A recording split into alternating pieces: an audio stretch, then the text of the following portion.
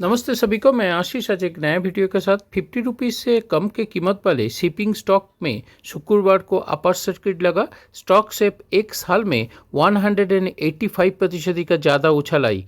पिछले 2 सालों में कंपनी के शेयर में 340% का ज़्यादा शानदार रिटर्न दिया। चलिए कौन सा ये मल्टीबैगर स्टॉक देखेंगे आज का वीडियो के माध्यम से। ये वीडियो पसंद करते तो कृपया लाइक करें। ऐसे और वीडियो के लिए हमारे चैनल को सब्सक्राइब करें। हम लोग कोई रिकमेंडेशंस नहीं करते स्टॉक खरीदने बेचने के लिए। कृपया अपना खुद का स्टडी करें एवं कोई भी निवेश करने से पहले अपना वित्तीय सलाहकार से परामर्श जरूर करें।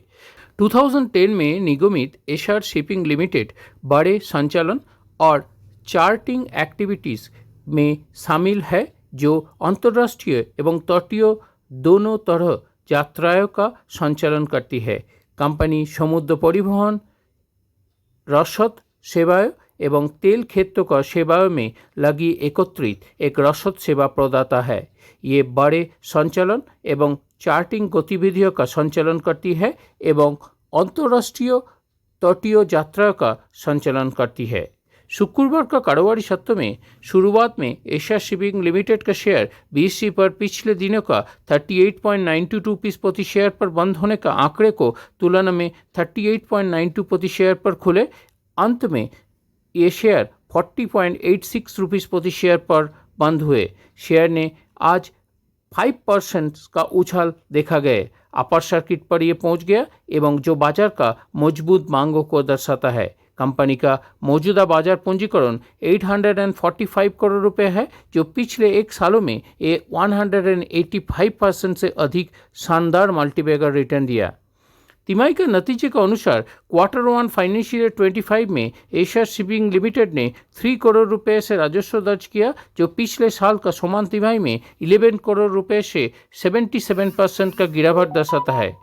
Q1 फाइनेंशियल ईयर 25 के लिए परिचालन से घाटा 9 करोड़ रहा एवं Q1 फाइनेंशियल ईयर 25 के लिए शुद्ध घाटा 26 करोड़ रुपए से लाभ का तुलना में 35 करोड़ रुपए था। वार्षिक प्रदर्शन का देखते हुए कंपनी का वित्तीय वर्ष 2024 में 20 करोड़ रुपए का राजस्व अर्जित किया, जबकि वित्तीय वर्ष 2023 में ये 61 करोड़ था। वित्तीय वर्ष 2024 से परिचालन से घाटा 104 करोड़ रुपए से शुद्ध घाटा के साथ 67 करोड़ रुपए था।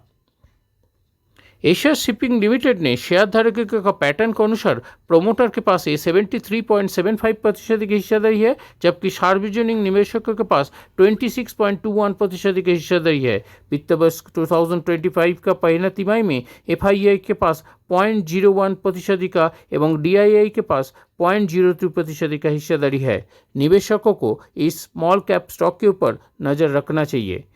ये वीडियो हम लोग एक सूचनात्मक उपदेश के लिए बना रहे, इसमें निवेश का सलाह हम लोग नहीं देते हैं।